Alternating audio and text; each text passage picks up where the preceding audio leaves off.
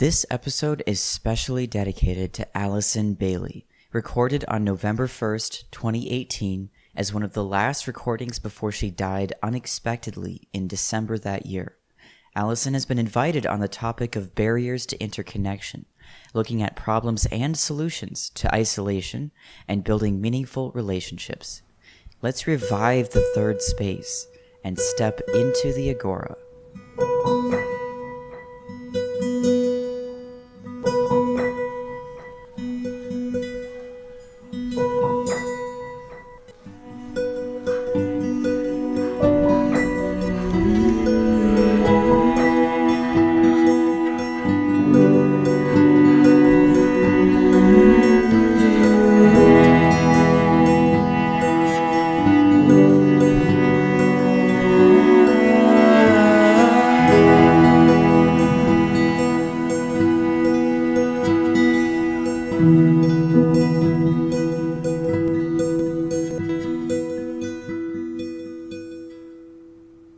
Welcome, guys. We are recording.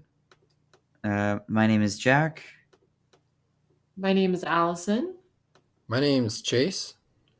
And we are your hosts today for Into the Agora. Allison is our guest host for today. So I guess we can introduce, just kind of go briefly over why each of us are here, as far as like the topic of barriers to entry with interconnection. I guess I can start. I've certainly tried to do a number of entrepreneurial things, a number of community organizing activities, and it's been really hard to either tap into existing communities or to start a new project and actually get people interested. And I found that I just take paths that are so unusual that I tend to be isolated, and I might have a lot of autonomy, but then lack the relationships with other people. So that's kind of my main conundrum here. Allison, what are some of the barriers you've kind of faced, or like, what's your situation? Well, so for me personally, I spent a lot of, time in my life as kind of a shut-in, suffering from internet addiction. And so I spent a lot of time on the internet, but I felt disconnected from people. Like I felt that it was impossible for me to form really, deep, meaningful relationships because all the relationships that I was able to form on the internet seemed really, very superficial to me. So, and also for me personally, like just in general, building interconnections in my life is a very big goal for me right now because I'm just kind of going out on my own now after, living with my parents up till after the age of 30, which, you know, is the thing that happens, unfortunately, if you don't kind of take some initiative and independence. But yeah, so for me personally, I am all about, building interconnections between people and, developing relationships that are reciprocating for me. So, Yeah. Awesome. Thank you for sharing, Allison. Appreciate that. yeah. It sounds like both of you had. First of all, I just want to say something that's I've heard recently that was pretty remarkable, and that was that loneliness, according to like health statistics, otherwise, is basically the equivalent of smoking 15 cigarettes a day. That's what loneliness does to your health. Wow. Oh, wow, that's If a that's significant if that stat. puts things into perspective for interconnection and building relationships, this is something that everyone should take seriously. And the internet is a way to build. We're more like as what was it? Mark Zuckerberg says we're more connected than ever, but not the quality and the depth of the relationship is just not there. And that's really what matters. What matters is we can have connections, but not meaningful, deep, lasting connections that actually Yeah. don't. We can still feel lonely when we're connected. And so my whole where I come from is I have similar path with Jack in the way that that we take unusual paths that naturally isolate us, but also give us a lot of autonomy and free thinking and of these sorts of things. So How that looks like in my life is I've always been a natural philosopher. I think when I was 12, well, I don't want to go like way into my history. I guess we could, but Mm, basically, long story short, I'm 16 years old. Nothing else matters to me except the nature of reality. I want to know what truth, like what is this thing that I'm experiencing right now? I don't know what this is. I still don't know what this is, but I had an experience of what the in the East would call samadhi. Samadhi is this experience of total union where your identity becomes well, your identity becomes everything, like all of your perception. So all of your perception of sight, sound, hear, touch, inward and outward. So there's also perceptions that we don't have language for. I became all of those things. And after having that experience, I became fairly, I mean, I would say before that, I was super fairly isolated. I would usually just go to school, come home, lock myself in a room for a couple hours and read and just like ruminate on like trying to figure this truth thing out, which is kind of hilarious. And yeah. I've always been sort of socially awkward until maybe only recently when I actually started going out and anyway, this sort of it was a transformative experience, and it led me to kind of think about things differently, and also just be more okay with like being awkward and being more okay with this like not being like understood as well. And yeah, so the barriers interconnection more than anything have to do with having these big ideas and having a lot of people that don't don't really think the same way and just aren't open to to certain ideas. I don't know, something along those lines. Yeah. Yeah, there's like this trade-off that I'd say all three of us have encountered in some way. A trade-off between you have to choose between the three needs of autonomy, interconnection, and competence. And I would say becoming more autonomous since I left my parents' house, and I actually left early when I was 17. I'd been dreaming of leaving for basically my whole life, and I finally made it happen. And I became drastically more autonomous overnight. And that allowed me to heal from a lot of the problems I experienced and dysfunction in my life and allowed me to lay a foundation. And that allowed me to then become very competent. And now, for the last however many years, the big struggle has been with interconnection because of the more isolating path. And we all kind of struggle with this kind of being unusual and being kind of outside of the bubble of mainstream society, of established communities, and that seems to be like a main source of the problem. Which kind of brings Well, me. I mean, Go ahead, oh, I'm sorry. Go Allison. ahead. I was going So, to come back to I You was guys gotta gonna, play rock, paper, scissors. Who goes first? yeah, John Ken Pon. That's Japanese for rock paper scissors.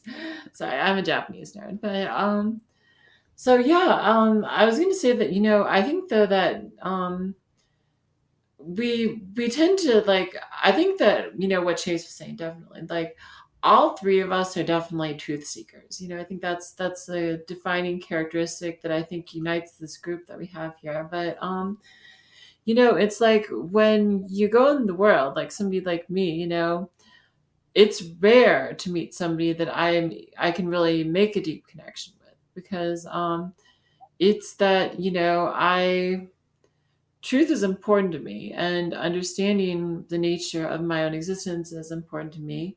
And I feel like most people that I meet don't really want to think about these things. And it's not even a question of they don't, it's that to some extent maybe they don't want to.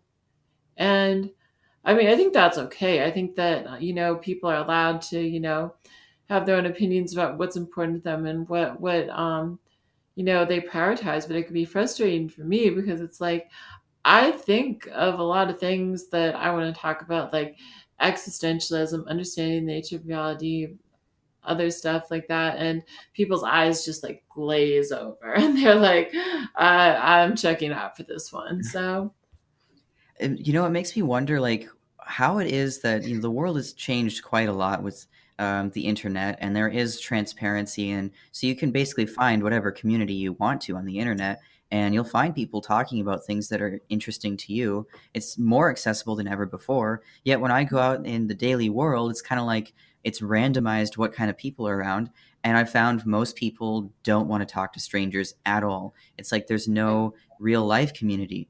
And it's just like a world where you go out in your life, you're trying to get from point A to point B, and you don't even care about what happens in between, and you don't care about the people around you. Yeah, That I think is the so barrier. bizarrely isolated. I agree. Like especially, I'd say, especially in American society, it's so easy just to live you're in your own little bubble world.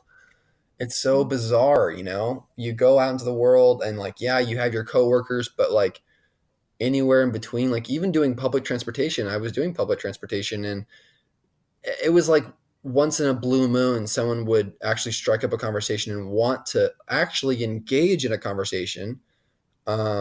Whereas it feels like that's kind of weird. Like we're all just out minding our own business, mind your own business, mind your own business, mind your own business. And I mean, yeah, it seems like that seems like the right thing to do. Like, oh, just let them be. But at the same time, that's where the real magic happens when you actually have these explosive ideas and you expand your own consciousness and your own ways of thinking and perspectives. That's where these conversations of people you've never met before, that's where you get inspiration a lot of the times. And Yeah. like, I feel like it's hard for me to identify with people who seem totally disinterested in these kind of connections, or when I hear people talking on the bus, oftentimes they seem like things that are more superficial in nature. And it's like, it's weird to me that in a world where possibilities are increasing in all directions, that there seem to be so many people who obsess over superficial concepts and aren't interested in understanding the big picture, don't want to build a deeper philosophical understanding of their world. And it's like, what are you doing with your life? What is it that really motivates you or gives your life meaning? It's hard for me to relate to people in those kind of topics. And even when I do talk to them, it's like, um well, there was this person that, so Jack and I went to this kind of libertarian conference, a meetup for people who are kind of libertarian, politically aligned. And I don't really identify as libertarian personally, but I do like agree with the general value of small government. It's hard for me because I don't align with political parties in general, but we were at this conference, and there was this person that we kind of got into a debate with. And Jack, do you want to talk like more about the experience Uh, on this debate, or what your yeah. take was on it? Because Well, I thought you had an interesting take on it. yeah. Actually, I think I know where you're going with this. So I have had a propensity for understanding and empathy for a long time, as in, I really want people to understand me, and it's been so hard for them to understand me. One of the things that I don't like doing is debate because people are focused on winning instead of understanding. And we were having this conversation where I guess it kind of ended up being me and Allison were on the same side, trying to explain some of the ways people can form peaceful communities and set boundaries, just some of the tools they can use in their lives. And this guy was really stuck on the fact that we were skeptical of the existence of prisons. And it ended up getting to a point where I was frustrated and I said, I really don't want to debate. I'd rather have a conversation. He then said, what did he say? How can you understand someone if you don't debate them? And I was so thrown off with that. My mind just went blank because I never heard of such a thing. And later on, I kind of processed it more and I thought of a response. I'm like, well, this guy has it backwards. I should really be asking him, how do you debate if you don't understand? Yeah. And to me, that just like hit me, because that was like a really powerful statement to me. That was like, people are people become obsessed with winning. They become obsessed with this idea that their viewpoint has to be pushed as the right and correct viewpoint. And what's scary about this is it seems like a lot of people who are doing this don't really have a good understanding of what their viewpoint actually is and what the implications of it are. So, There is yeah, that's there is a natural psychological immune system that protects our ego. So anything that we identify mhm. with, our ego naturally goes to protect that. So when you have a debate, or even on the smallest scale, with that gentleman there, who's like, "Well, what's the point of having a date?" Blah blah blah blah. His reasoning comes from a more base level of saying, "I'm protecting my. I identify with this, and I'm simply my intelligence is operating around protecting that idea." Um, Mhm. It's possible. I have a feeling that he just didn't understand other ways of communicating outside of debate, which it's like surely he does to some extent because it's not like he's walking around debating every time he communicates, but maybe it was like a subconscious thing that he hadn't like looked at more consciously. That's what it seemed like to me. Well, But I think that both things can be true, really. I mean, I yeah, do I do strongly believe that, the ego has a kind of defense mechanism where, you know, it's like a house of cards. It's like you have to build on top of everything, and if you take something out of the middle, the whole thing's just going to fall down. I And wish. so people are, yeah. yeah, Yeah. Well, I don't know if it's the best analogy, but I mean, the basic idea is that people, or maybe they think that if you take something out of the middle, the whole house will fall down or something like Right. that. Like, so they build these ideas and these paradigms for the world around, information that they get. Oftentimes this information isn't really accurate, or just like it's misleading, or their interpretation of it is incorrect, or things like that. And it's like people just become closed-minded because they have this fear of being wrong. yeah. And that's honestly, like, it's a problem because, like, people are wrong all the time, and it's just like accepting that you can be wrong about things is an important We've thing been about. programmed in school that the only really thing that matters at the end of the day when you take a test is if you're right or wrong.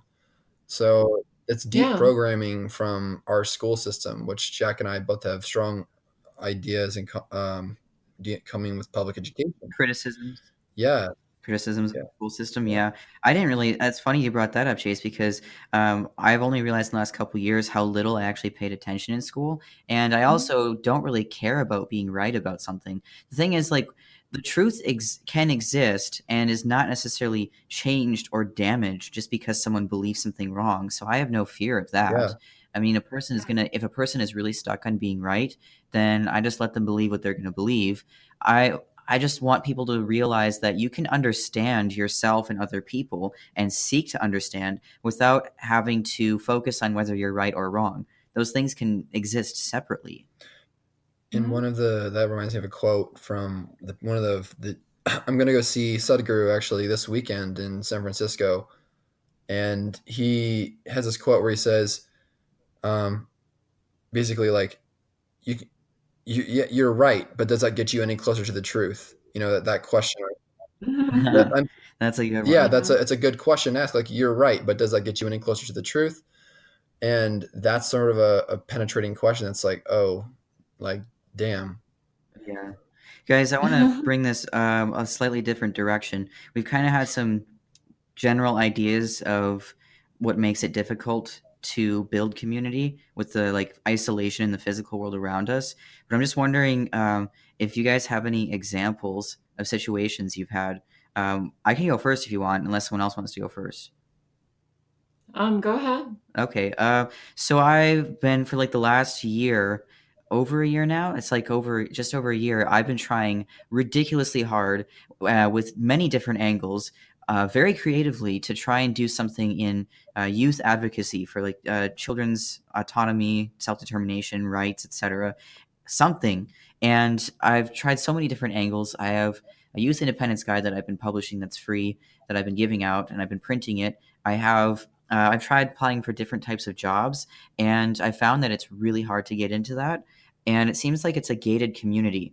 And part of the reason it's a gated It is. community is that a lot of the people who are in those positions right now are they went through like the traditional education system, so they were a part of the Mhm. established community that has proven to be so toxic for me. And they sacrificed autonomy and therefore all of the ideals that actually matter, and they're now part of the problem instead of part of the solution. So it's like, how can I actually work with those people? They don't even want to give me a job, and that's a big conundrum. And the only way I'm making any progress is by almost giving up being successful and instead just trying to understand the problem deeper. Jeez. Yeah. Yeah, not a happy story there, but I think there's some insight in understanding failure and problems. We can kind of pick I apart think at I things. think Hughes that's definitely said something that rang true with me is that it is a gated community. In America especially, we have this really horrible fear of pedophilia and just like um, bad demented people doing bad things to children, and like we just want our children are like our most precious resource, at least like not precious resource, that's actually not the right word, precious item. I don't know, it's not a resource though, that's the way we look at it. Yeah, well, I know what you're trying to get at, but it's funny that you're struggling to use the right word because I know there are people that treat their children like their property, Yeah, like parents who say my children are my property, even quote unquote libertarians, and that's certainly fairly destructive.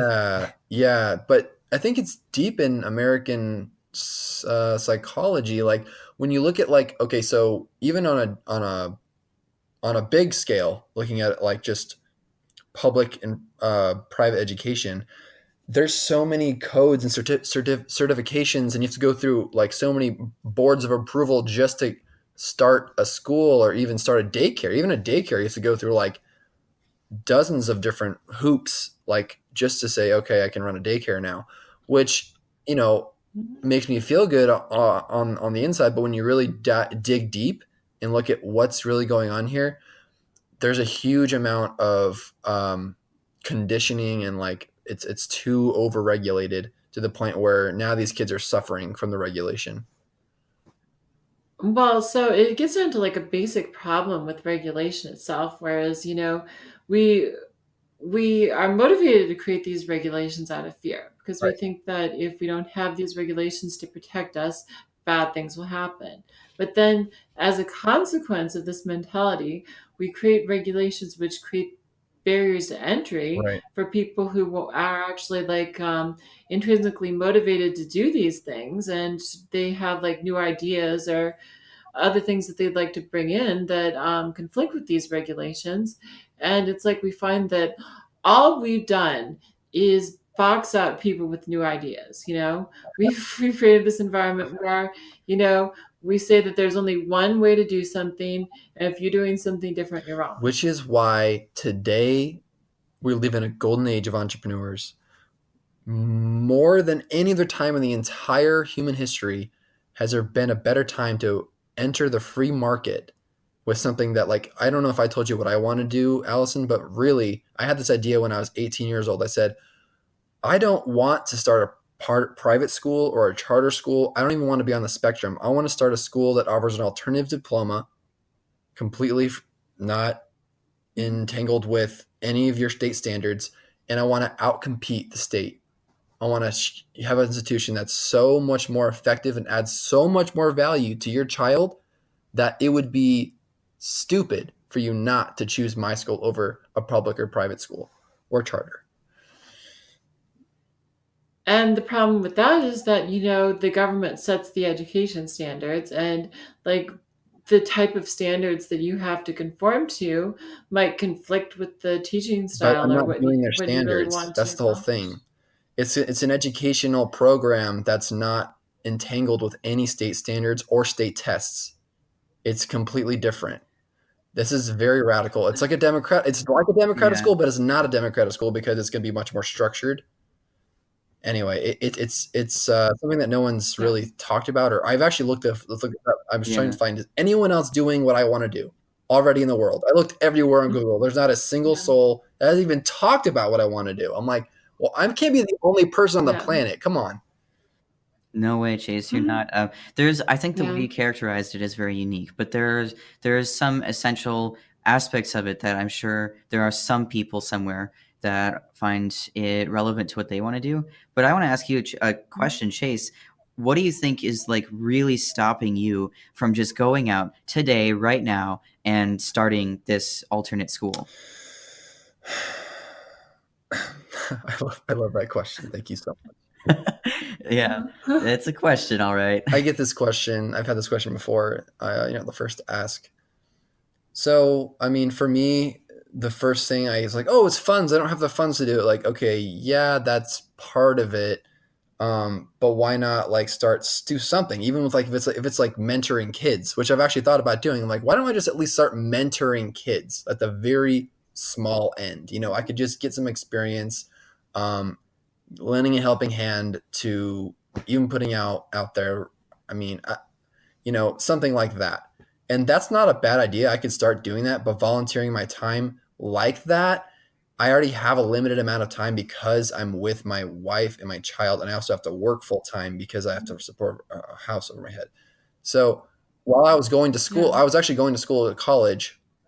I'm like, I'm gonna. So my original plan was this. This sounds so to me now. I'm like, this is just so sad. It's just a sad plan.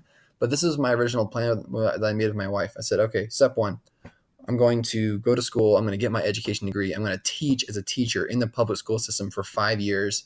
I'm going to get my master's degree. I'm going to become a principal. I'm going to be the principal for another something, some odd years. Once I feel like I've figured out the system inside out, I'm going to start my own school that does not have to do with blah, blah, blah, blah, because I'm going to have a whole network of people, of teachers and principals and educators that would be on board with what I want to do, maybe, or at least excited about that idea.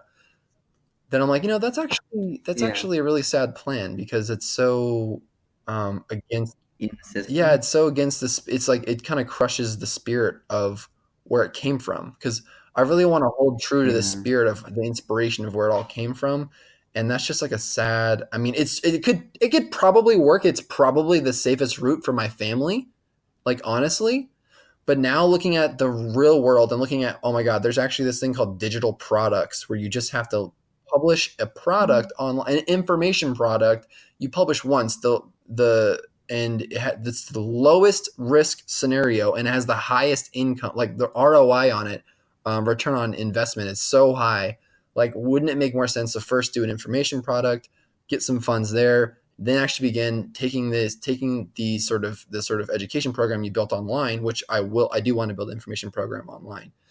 Take the information program online, build it out into an actual maybe like community, then take the community, build it into maybe a boot camp, take the boot camp, build it out into an actual building, take the building, then actually take those funds from the building and move into your own school.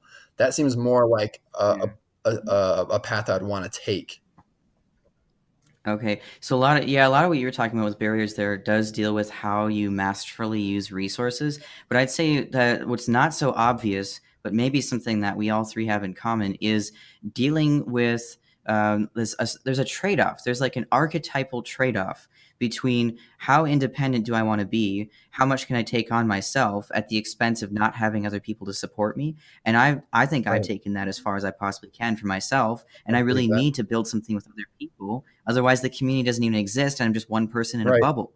But I continually encounter people in established communities where it's like the community is higher quality than just being isolated. But it has so much dysfunction and corruption in it because the people in it have sacrificed autonomy for interconnection for so long that they're disrespectful to each other's autonomy. So it's dysfunctional, abusive, authoritarian relationships. This is the conundrum we have to Oh my choose God. between. So, Chase, when you're talking about, I'm going to become a principal, I'm going to get to the top of this system that already exists, and then I'm going to bring these people over to this school, you might just end up bringing people in to create the same Right. thing, even if it's under a different label, because they're going to carry that corruption with them.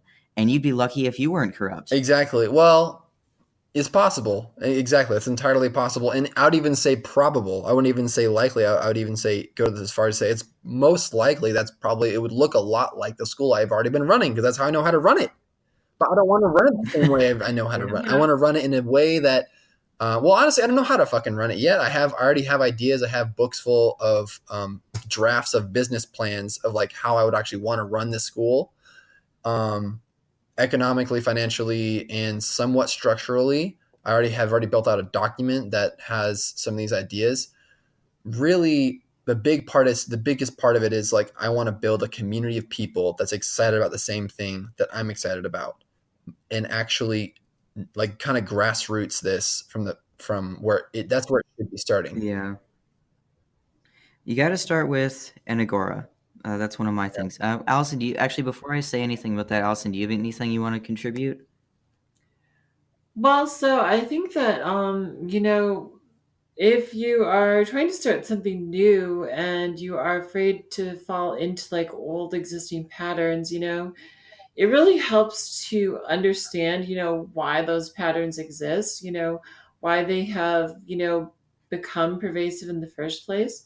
Because it's like, I mean, if you have like a strong idea of what you want to do and what that looks like, that's good. But at the same time, it's like, there's a Yeah, reason why things happen the definitely. way that they do. There's it's not an accident. There are patterns that human beings tend to repeat again and again, and it's like, if you want to break the patterns, you have to understand the patterns.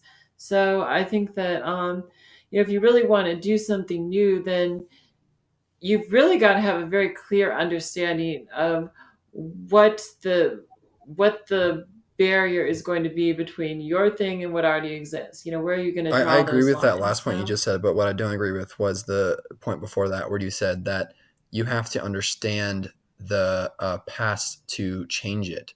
Um, I don't agree with that. I Mm. think you can definitely insert new changes and be quite successful without having to actually understand the past. Although it does help. I won't say that's not necessary. I'm saying that's a completely wise thing to do.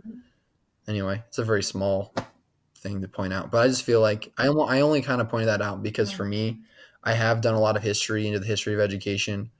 I'm primarily self-educated. I've learned fairly little. I would say like, man, like 70 to 80% of everything I've ever learned definitely comes from my self-education and not from college or high school or anything else like that. Um, Mm. a lot of my background comes from that. And so when I'm looking at, the best part about it is that the stuff that's not in the history books is the things that you'll find when you talk to educators that are already high up in the field and have already tried to make changes. Which is why, oh, Allison, you haven't read that letter that I wrote, huh?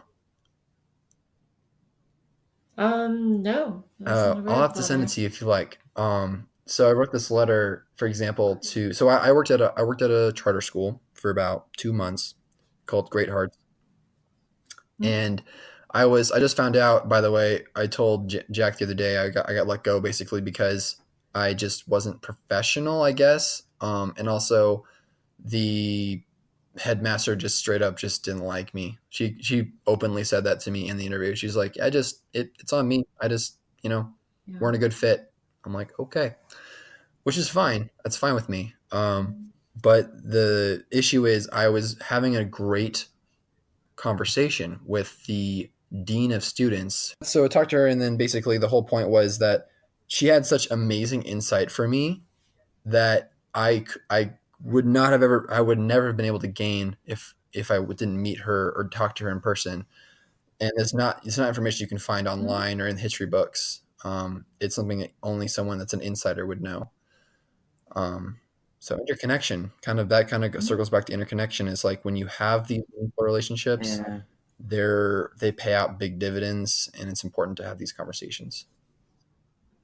Yeah, it's the Yeah. combination of interconnection and autonomy. When you have a relationship where both people are respectful for each other's autonomy and are claiming their own autonomy, that's like one of the most powerful relationships in the world. It's one of the most powerful experiences I've ever had. It's like profound. It almost feels mystical and otherworldly when I've hit that peak with like certain people I've met. It's extremely rare, and it completely changes the stage where all these problems we're talking about seem to almost vanish overnight.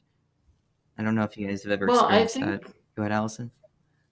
I think that I mean, you make kind of an important point here, is that talking about like not being able to make connections in the world, like, because we are people who value our autonomy, we have like ideas that we want to push forward with, and we want to, we feel like we should make a mark on the world to do something different than the world's already been doing. Inherently speaking, we're not necessarily going to have a lot to talk about with people who have already kind of made that decision to give up their autonomy and to fit in with the existing structures of the world. Like, they're basically saying that we want to survive, we want to have a life in the world, and we see the path of least resistance as being conforming to the standards of society or the existing practices and things like that. And we are the people who see these practices and we think, no, we can do better. And so, like, for making meaningful connections for people with that attitude, um, inherently, you're going to run into that problem where you're not going to necessarily meet a lot of people, and you might have to like go out of your way to do that. So, but it is very powerful when you actually make those connections, because that's when things really happen. Yeah. Well, that being said, I think that part of the issues we might be encountering that at least I've heard you, Allison, and Chase talk about today is um, the ideas that you care about. You've had long journeys to get there, and you've been impacted by them, and the way your personalities or experiences worked led you to be impacted by those experiences more immediately than other people. So like if you just go out in the world on a random Tuesday and go to the grocery store and talk to the cashier about the true nature of existence, I feel like we're skipping a number of steps there, and we need to find a way Yeah. to build bridges between different types of ideas to be relatable to other people. Definitely, which is why I'm Mm. not against small talk. I think that's really a natural place where you would start. You're in a public transportation and you have small talk, like that's fine.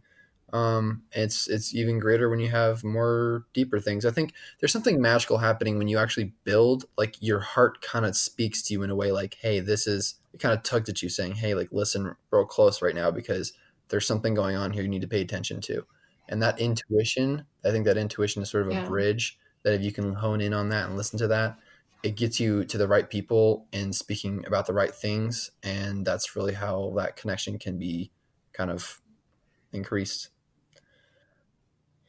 Yeah. I Yeah. mean, if it's so rare to meet the right people, and I'd say each of us might only need like even one other person or maybe two or three other people to have a core foundation for the things we want to achieve. If we don't need that many people to really start, then increasing exposure to how many people we meet, just like going to events, meeting other Yeah. people enough so that you expose yourself to more of the world and more people just know you exist and that you're trying to do something. You can move on very quickly from people who aren't interested. The world has, or Mother Nature has almost set up this litmus test that makes it very quick for us to figure out who's interested and who isn't. Maybe it's just a matter of finding the best path to exposure. And I just want to say that thing that Chase was saying about intuition is like so true to me. Like, I feel like, you know, when I'm, trying to connect with people out in the world, oftentimes it's just like something about the connection like feels right. I just feel that they are in, spiritual alignment with me, and they like have similar motivations in a way that like goes beyond words sometimes. And it's like when I meet people like that, it's always like I just want to be around them more, because I feel like if I'm around them more and we do things together, that good things will happen. So, um, and I think that, that intuition really is something that I personally like only discovered the value of recently. I mean, I feel like I was kind of beat over my head with messages to trust my intuition. And I didn't believe it until I really actually started to try it. And I started to see that, hey, actually, this kind of works. But Yeah, there's I many don't know. dimensions and layers to human being that the English language doesn't have words for, and that's something that I actually am working a lot on. Is just these ideas that look, the East in the East, this is already a part of their culture. They already have their language inherently Mhm. has descriptions for multiple dimensions of a human being, the multiple layers of a human being. You know, they actually have intuition is like like it's so obvious to them they don't even have to think and talk about it like oh yeah duh. And when you say I don't have words for it, like they already have words for it, like it's a part of their culture. So to have we're at a disadvantage in the West where we're just having to have these teachers in the West sort of explain in their own way what's really going on. And I find it super fascinating that we're sort of beginning to assimilate some of these what I like to call spiritual fitness, this sort of spiritual fitness that's coming in. first it was yoga, soon it'll be meditation, and then spiritual fitness will be a new fad instead of physical fitness and health and well-being. Mhm. Yeah.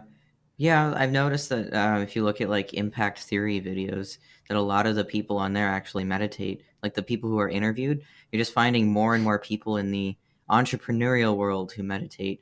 Um, Now, as for, say, solutions to some of the barriers we've encountered, I mean, for me, I've just encountered so many different problems with, say, youth work that I know that it's pretty obvious I need to go very, very independent. Now, one of the solutions I came up with to bridge the gap for interconnection was to create an actual Agora inspired event, to create a third space where I can control the environment a little bit just by setting it up to make it a nice, conducive environment for people to come together and trade things, and maybe it would be themed as a creative day where people bring their inventions, their ideas, and they come together and share, and they meet new people to create together. And I wanted it to specifically be an age mixing event.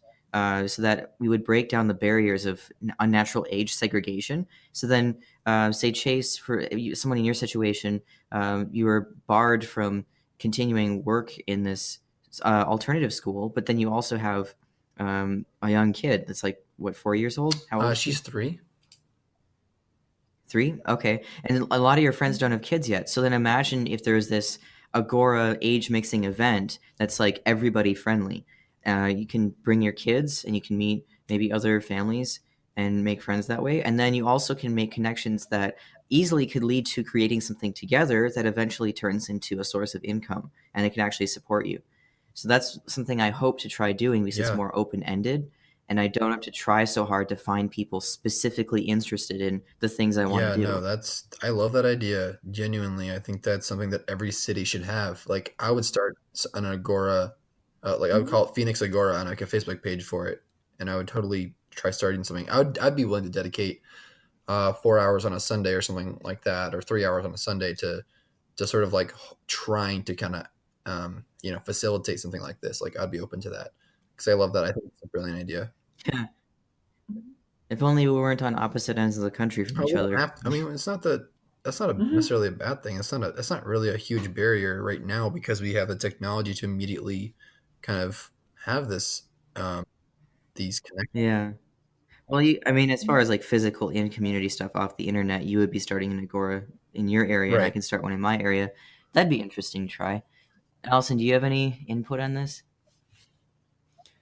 Well, I think it's a good idea. I think that for me personally, like I went to a conference for like Ruby programming language developers a few days ago because I was looking to make connections like this. And I mean, meetups are just kind of something I've started to explore recently as an effort to make these connections. But it's like at the same time, when you go to a conference for Ruby developers, you're going to meet Ruby developers, and it's like they already have the same basic skill set as you necessarily. So you're not filling in the gaps for them. You're kind of just meeting other people who are on the same page with things basically. But having a space where there's more diversity and people kind of can mix together and find where we can fill the gaps in each other's plans and kind of help to flesh that out.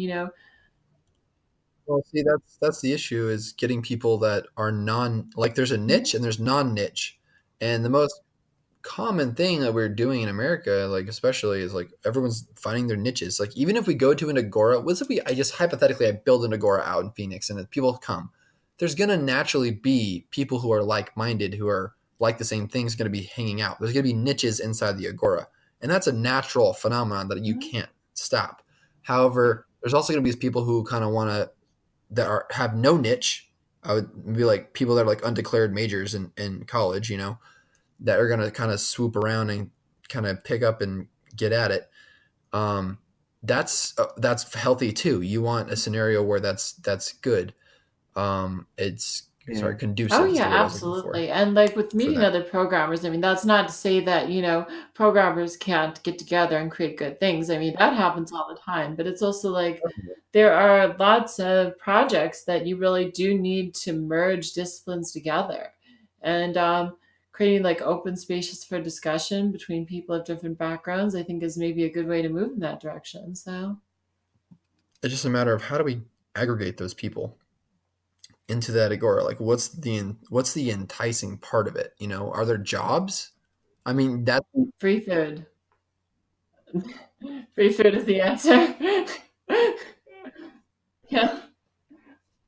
And what I'm finding in like my personal life, as far as the networking that I'm doing, is like I don't really like the traditional job market. I just don't like the way it works. I think it forces people to kind of do mindless, repetitive tasks that they may not really find meaningful or fulfilling just for the sake of a paycheck. And I'm finding like, I am a person who's developed like a lot of skills that are valuable to other people. And it's just that I did that outside of the mainstream. So making those kind of connections and talk to people, people realize that, hey, you're actually a competent person who knows what they're talking about. And I would be willing to trust you with working on something for me or that kind of thing. So I like that much better than I like the idea of, putting together a resume and trying to, sell myself to an employer who's looking like at like a pile of pieces of paper and trying to make judgments about which human being is more valuable to them based on that.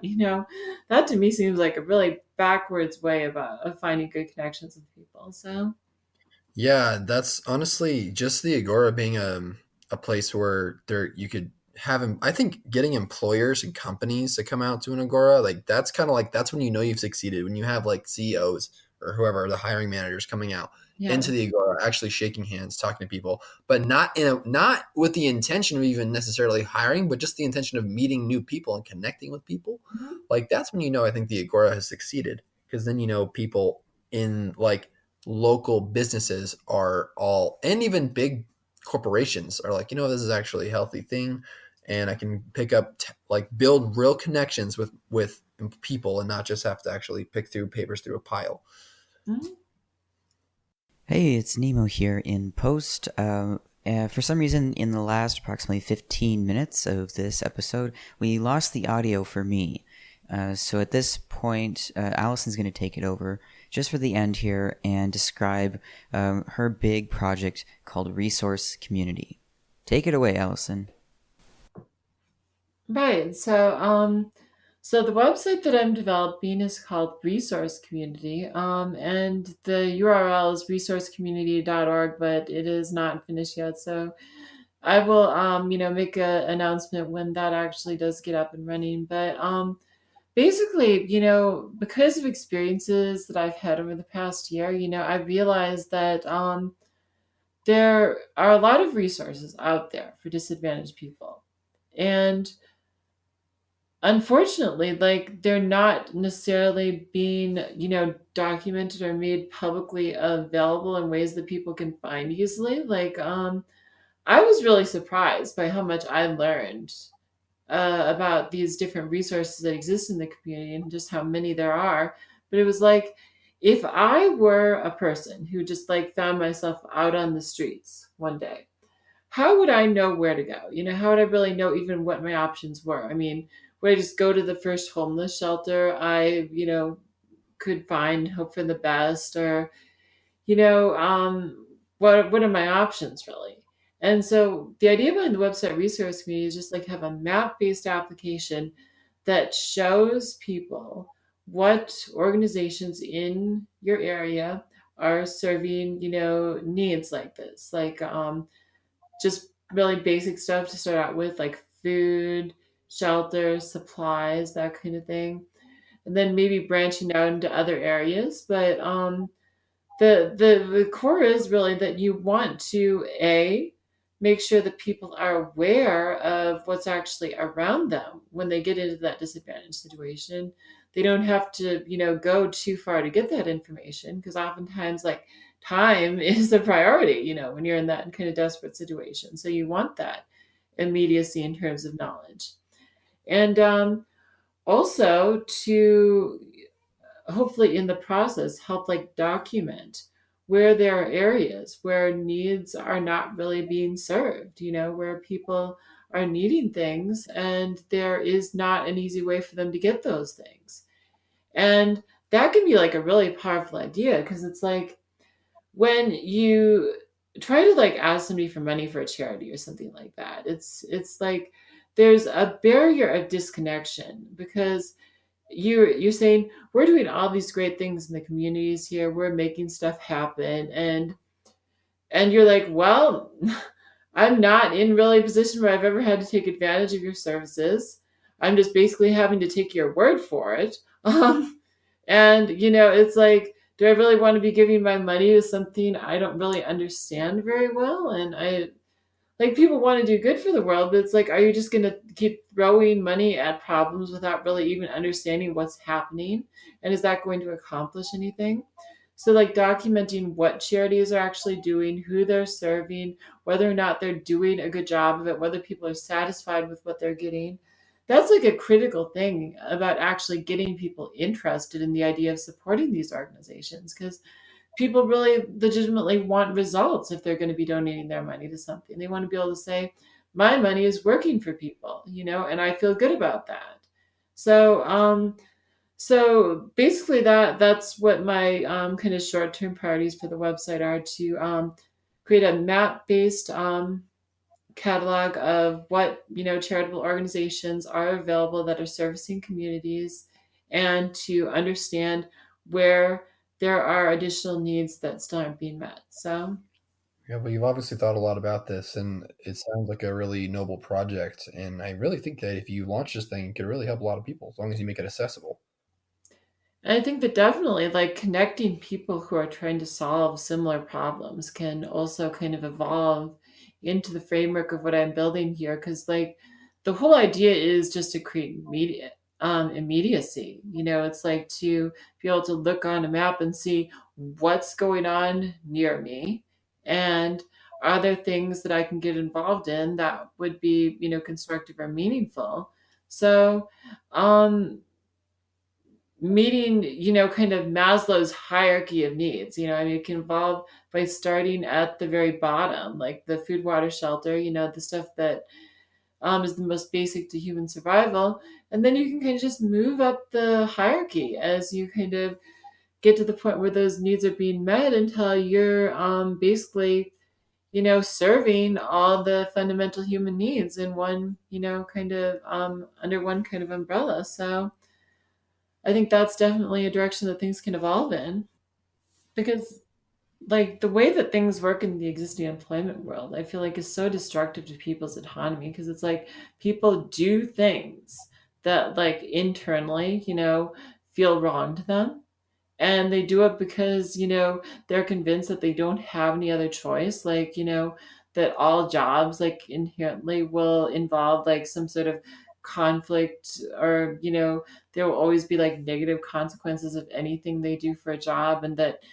they functionally have to give up their autonomy in order to participate in anything constructive, because there's no other way that they could be paid for what they're doing. And that's like just such a disempowering state to be in. That's like saying that if you want to do anything that actually has an impact, you've got to be willing to give up your autonomy.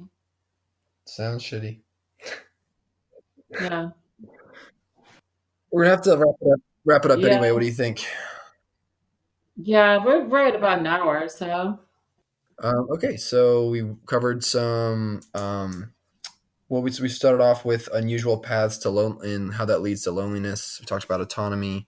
Talked about at the end of the day, like interconnection. Like, what can we do to increase the real, actual connections of, like we. I know the first thing I said in the beginning was loneliness is worse than smoking cigarettes, 15 cigarettes a day, and how can we combat that loneliness and feel, even though we're more connected, at least on paper, we're more connected looking at all of our social connections online. But when we look at in the real world, how many real connections do we have? Can we really be vulnerable and like open up to people? And the answer is very few. And how can we really, our answer was, hey, why don't we build an Agora? Let's really get into a real immediacy of human beings being together and connecting with each other. Along with thank you, Allison, for sharing your resource community.org. Go ahead and, if you're listening to this, please go to resourcecommunity.org and check it Actually, don't go to it yet because it's not really finished. I'll let people out. know when it's time, but yeah. Okay, great. We'll post some links down below. And thanks again.